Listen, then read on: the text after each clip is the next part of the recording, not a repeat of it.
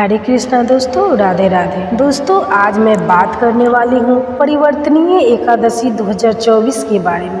परिवर्तनीय एकादशी 2024 में किस दिन आपको मनाना है, साथ साथ विशेष ध्यान क्या रखना है, कौन सा उपाय करना है। क्योंकि देखिए, अब इस महीने के बाद पितृपक्ष प्रारंभ हो रहा है, तो क्या और कैसे करना है, सभी विशेष बातें आज के वीडियो में हम जानेंगे। आज भगवान विष्णु को कौन सा भोग चढ़ाना है, पूजा कब करना है, पारण का शुभ मुहूर्त क्या है, सभी विशेष बातें आज की वीडियो में जानेंगे। तो चलिए दोस्तों, वीडियो प्रारंभ करते हैं। सबसे पहले तो परिवर्तनीय एकादशी के एक दिन पहले आपको 10वीं तिथि को यदि व्रत रखते हैं तो कुछ विशेष नियमों का पालन करना होगा।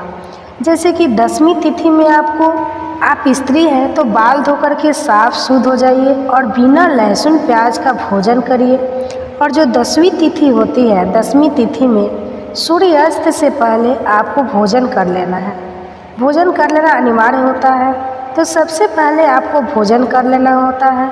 भोजन में चावल नहीं खाना होता है। एकादशी तिथि में तुलसी को जल भी नहीं दिया जाता है।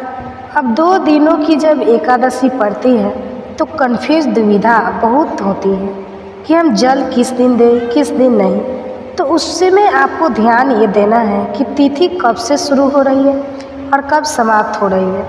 विशेषकर अगर जिस दिन तिथि शुरू हो रही है उस दिन आप सूर्योदय काल में तिथि जैसे सूर्योदय एकादशी काल में नहीं है तो आप उस दिन जल दे सकते हैं।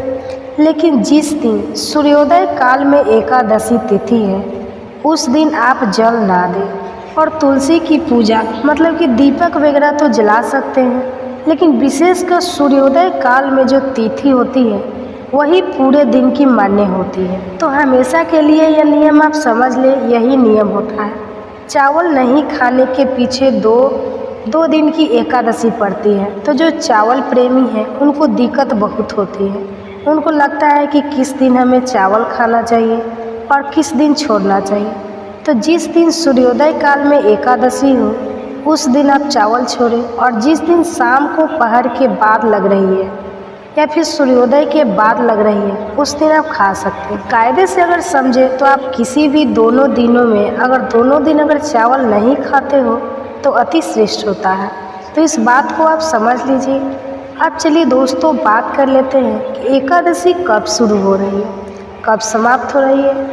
भाद्रपद मास के शुक्ल पक्ष की एकादशी 13 सितंबर को प्रारंभ हो रही है 10:03 पर, और 13 सितंबर को 10:02 पर शुरू हो रही है। तिथि समाप्त हो रही है 14 सितंबर को सुबह 8:04 पर।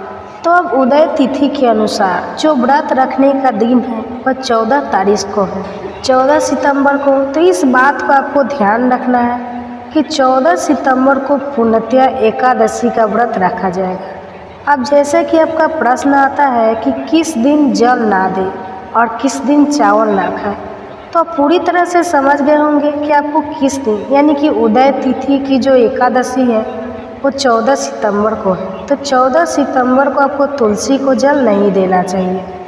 और इन विशेष नियम, जो चावल नहीं खाने वाला नियम है, वो आपको ध्यान देना है कि एकादशी का जो उपाय बताती हूँ वो भी 14 सितंबर को ही आपको करना होता है।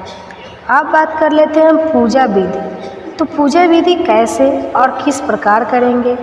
अगर घर में लड्डू गोपाल जी, शालिग्राम जी है तो अति उत्तम है, आप बहुत बढ़िया से पूजा कर सकते हैं। लेकिन निराश ना हो, यदि फोटो भी है तो आप बहुत विधिवत उनकी पूजा कर सकते हैं। करना यह है कि आप बहुत विधि विधान से आप दूध, दही, घी, शक्कर, शहद, पंचामृत ले लेते हैं। अति उत्तम नहीं लेते हैं तो आपको कोई बात नहीं, आप कुछ जैसे कि गंगा जल और जल ले लें। ये जल और गंगा जल आप शंख में, दक्षिणावर्ती शंख है तो आप उसमें भर लें और थोड़ा थोड़ा जल से आप छिड़काव कर दें। फोटो के ऊपर भगवान विष्णु के फोटो ध्यान रखिए, केवल भोलेनाथ के ऊपर ये जल नहीं पड़ना चाहिए। तो ये चीज़ ध्यान रखिएगा। माता जी के ऊपर भी ये जल नहीं पड़ना चाहिए। केवल आप भगवान विष्णु के ऊपर शालिग्राम जी या लड्डू गोपाल जी हैं तो शंख के जल से आप उन्हें स्नान भी करा सकते हैं। उसके बाद उन्हें चंदन लगाएं, पीले फूलों से श्रृंगार करें, पीला वस्त्र पहना है, जनेऊ पहना है, जो भी पूजा हो सकती है करें। हर एकादशी पर एक चीज़ आपको बताती हूँ, केले का भोग लगाइएगा। केले का भोग लगाना बहुत उत्तम होता है। तो दोस्तों, और केले का दान करना भी सर्वोत्तम होता है। एकादशी तिथि में कुछ विशेष बातों का ध्यान रखा जाता है, जैसे कि तुलसी में जल नहीं देना चाहिए, तुलसी जी की पत्तियों को नहीं तोड़ना है। इसके लिए 1 दिन या 2 दिन पहले ही आप तुलसी के पत्ते को तोड़ कर रख सकते हैं, क्योंकि तुलसी जी एक पत्ते जो 11 दिनों तक बासी नहीं होती है, आप उन्हें भोग में चढ़ा सकते हैं। तो इस बात का भी आपको ध्यान रखना होता है। अब चलिए कुछ विशेष नियम बता देते हैं, जैसे कि एकादशी में क्या खाना चाहिए, क्या नहीं खाना चाहिए। तो दोस्तों, एकादशी तिथि में हमेशा ही आप अनाज को त्याग दें। जो व्रत करते हैं उन्हें अनाज की सुबह या शाम कभी भी नहीं खाना चाहिए। नमक का भी त्याग किया जाता है, क्योंकि एकादशी को व्रत राज कहा जाता है और एकादशी में नमक और अन्न का त्याग करना चाहिए। जो व्रत नहीं करते हैं वो भी उपाय कर सकते हैं। सात्विक भोजन करें, लहसुन प्याज ना खाएं, और साथ साथ आप लहसुन प्याज के अलावा जैसे और चीज़ें हैं वो तो नहीं खाएं, लेकिन लहसुन प्याज आप ना खाएं। साथ साथ यह चीज़ भी आपको ध्यान रखना है कि एकादशी में लहसुन प्याज नहीं खाना है, मांस मदिरा से दूर रहना है, बुरी चीज़ों से दूर रहना है, ब्रह्मचर्य का पालन करना है। इस तरीके से करके आप कोई भी उपाय कर सकते हैं।